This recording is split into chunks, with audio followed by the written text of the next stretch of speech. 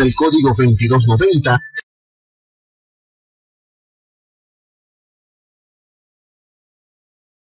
Indicado para dar la partida.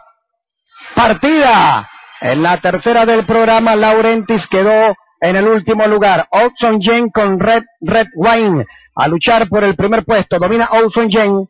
Red Wine corre en el segundo. En el tercero, Abuela Lili. En el cuarto, Señora Simona. El jinete la enderezó. Luego Laurentis se quedó The Lady en el último lugar. Girando la primera curva en la tercera carrera del programa, van a la recta de enfrente y pasaron 23 3/5. Red Wine le da pelea a Olson Jen, las dos van cabeza a cabeza. En el tercero, Abuela Lili. Señora Simona anda cuarta, quinta Laurentis y The Lady anda en el último lugar. Del primero al último hay 18 cuerpos.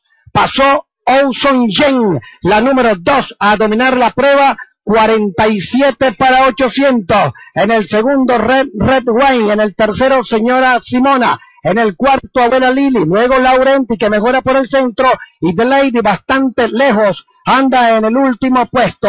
Está Olson Jen dominando la tercera carrera del programa. Allá va Señora Simona pasando al segundo y Abuela Lili al tercero. Laurenti mejora desde el cuarto. Los 1200 en 71.4 está dominando Olson Jen, pero Señora Simona y Abuela Lili vienen a comprometerla por fuera y por dentro respectivamente. Entraron en la recta final. Olson Jen domina, pero Abuela Lili corre mucho por dentro y Señora Simona por fuera. Estas dos vienen a decidir la tercera del programa. Abuela Lili por dentro, Señora Simona por fuera, dominando a Abuela Lili. Insiste Señora Simona, dominando a Abuela Lili. Vuelve Señora Simona, otro final de foto. Adelante Abuela Lili, vuelve Señora Simona, domina Abuela Lili. Ganó Abuela Lili. Número 5.